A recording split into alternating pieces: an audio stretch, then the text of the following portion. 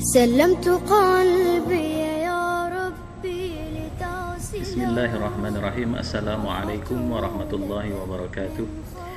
Alhamdulillahi rabbil alamin wa kafa, wassalatu wassalamu ala ibadillahil mustafa wa ala alihi wa sahbihi wa man ihtada bihadihi wa bi atharihi iqtafa wa ba'd.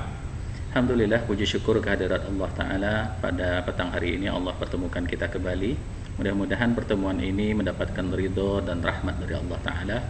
Kemudian salawat beriring salam semoga selalu terlimpahkan kepada Rasulullah, junjungan kita Nabi Muhammad sallallahu alaihi wasallam, dengan mengucapkan Allahumma salli ala habibina Muhammad wa ala alihi wa sahbihi wa sallim tasliman katsira.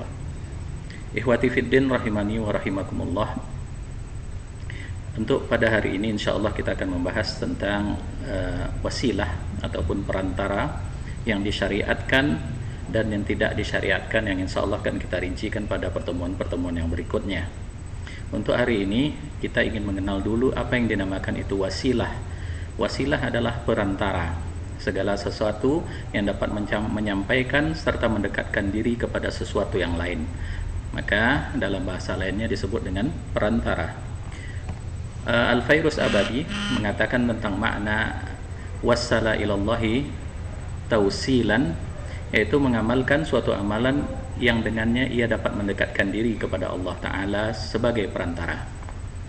Wasilah secara syar'i, secara terminologi, yaitu yang diperintahkan di dalam Al-Quran adalah segala hal yang dapat mendekatkan diri seseorang kepada Allah Subhanahu wa Ta'ala, yaitu berupa dengan amal ketaatan yang disyariatkan.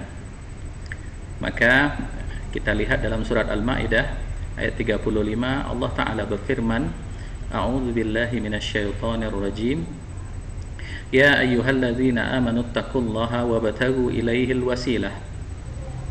Wahai orang-orang yang beriman, bertakwalah kepada Allah dan carilah perantara yang mendekatkan diri kepada Allah.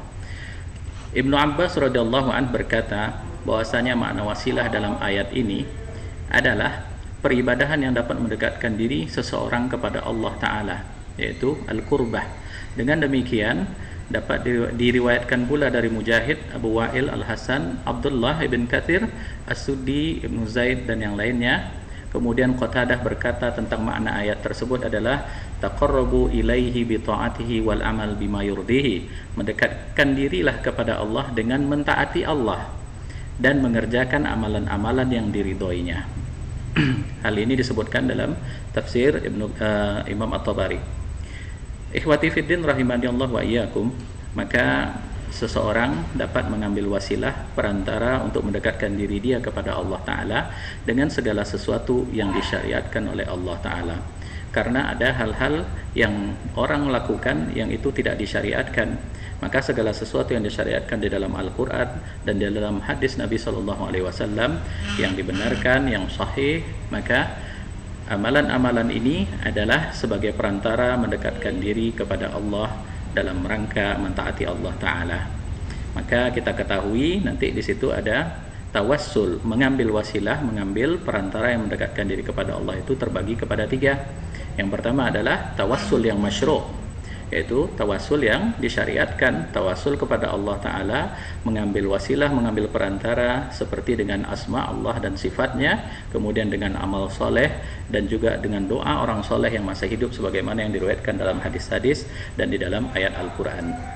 Kemudian ada tawassul yang kedua, yaitu tawassul bid'i, itu tawassul bid'ah, orang mendekatkan diri kepada Allah dengan cara yang tidak disebutkan di dalam syariat, seperti tawassul kepada pribadi Nabi ataupun orang-orang soleh dengan kedudukan mereka, kehormatan mereka dan sebagainya, yang itu tidak disyariatkan, tidak ada dalil yang memerintahkan.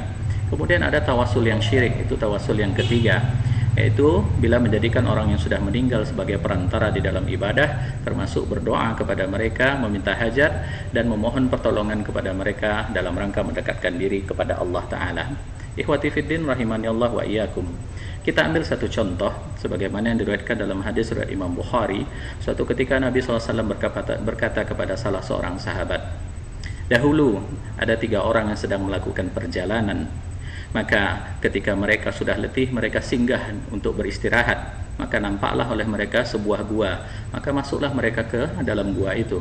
3 orang ini ketika masuk dalam gua dan sudah sampai di dalam gua, maka Allah takdirkan, maka pintu gua itu tertutup dan terjatuhlah batu pas di depan pintu gua itu menutupinya. Maka ketiga orang ini berkata kepada kawannya, bagaimana kita akan keluar dari tempat ini sementara kita 3 orang tidak mungkin untuk mendorong batu ini. Maka seorang berkata kepada yang lainnya, bagaimana kalau kita berdoa kepada Allah dengan amalan yang kita andalkan di sisi Allah, yang itu sebagai perantara kita untuk mendekatkan diri kepada Allah Ta'ala, dan mudah-mudahan Allah kabulkan doa kita agar kita dapat keluar dari gua ini. Maka seorang berdoa kepada Allah Ta'ala di antara orang yang 3 ini. Yang seorang berdoa, ya Allah, dahulu aku mempunyai kedua orang tua yang sudah sangat tua, yang aku selalu memberi makan kepada mereka dan menyediakan minum mereka ketika aku pulang kerja. Aku setiap hari bekerja mencari kayu bakar, maka setiap pulang aku perahkan susu kambing, dan tidaklah aku berikan susu kambing itu kepada istri dan keluargaku kecuali aku telah memberikan kepada kedua orang tuaku. Sehingga pada suatu hari, ya Allah, maka aku terlambat untuk pulang, dan ketika itu orang tuaku sudah tertidur ketika aku sudah memerahkan susu kambing itu, dan aku lihat mereka dalam keadaan istirahat. Aku tidak memberikan susu kambing ini kepada istri dan keluargaku, tapi aku tunggu kedua orang tuaku bangun sehingga mereka bangun ketika keesokan hari, dan aku berikan susu kambing yang aku perah itu. Ya Allah, kalaulah aku lakukan ini hanya karena ketaatan dan mencari ridho-Mu, ya Allah, tolong bukakan pintu gua ini. Maka Allah takdirkan pintu gua itu terbuka sedikit. Lalu Nabi SAW melanjutkan kisahnya kepada sahabat ini. Kemudian orang yang kedua pun berdoa kepada Allah Ta'ala dengan amal soleh yang diandalkannya di hadapan Allah, yaitu suatu ketika dahulu dia mempunyai seorang sepupu wanita, anak paman yang ia sukai, namun wanita itu tidak suka kepadanya. Maka pada saat itu, suatu ketika anak pamannya itu memerlukan biaya dan membutuhkan uang, lalu dia meminta kepadaku dan meminjam kepadaku uang. Maka aku berikan kepadanya dengan satu syarat, ya Allah, pada saat itu aku berikan syarat agar dia mau berhubungan denganku.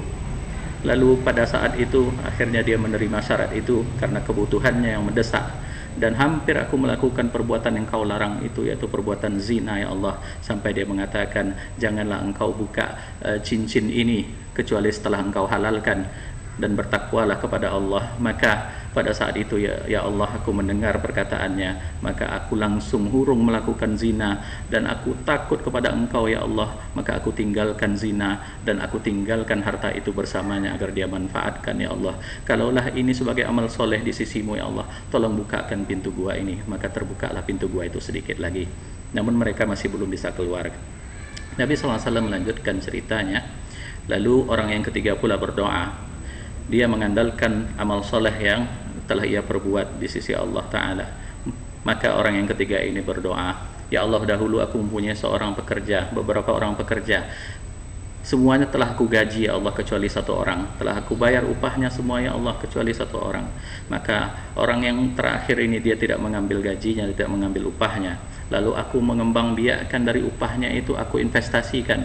Maka aku belikan kebun, aku belikan hewan ternak, yang akhirnya atas izinmu, ya Allah, hewan ternak ini berkembang biak, kebun ini pun semakin luas, sampai suatu ketika orang ini datang, ya Allah, menuntut upahnya. Maka aku berikan seluruhnya itu, ya Allah, kebun-kebun, kemudian hewan ternak itu seluruhnya aku berikan kepadanya. Ya Allah, kalaulah itu hanya karena aku mengharap ridho-Mu, ya Allah, aku berikan kepadanya, maka tolonglah bukakan pintu gua ini, ya Allah. Maka terbukalah pintu gua ini, dan akhirnya mereka dapat keluar dari gua tersebut. Hadis ini diriwayatkan oleh Imam Bukhari, adalah hadis yang sahih. Maka para ulama menyimpulkan dari kisah ini, 3 orang yang terkurung di dalam gua ini, mereka semuanya berdoa dengan amal soleh yang dijadikan andalan di sisi Allah Ta'ala.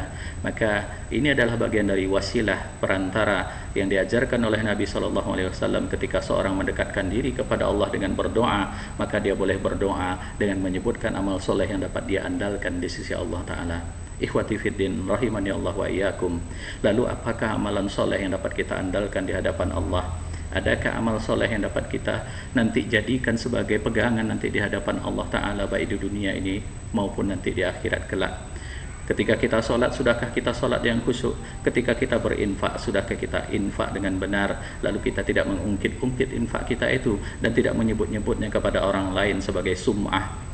Ketika kita beramal soleh, apakah amal soleh kita ini sudah betul-betul karena Allah, sehingga amal soleh itu dapat kita andalkan nanti di sisi Allah Ta'ala. Ikhwati fiddin rahimani Allah wa iyyakum.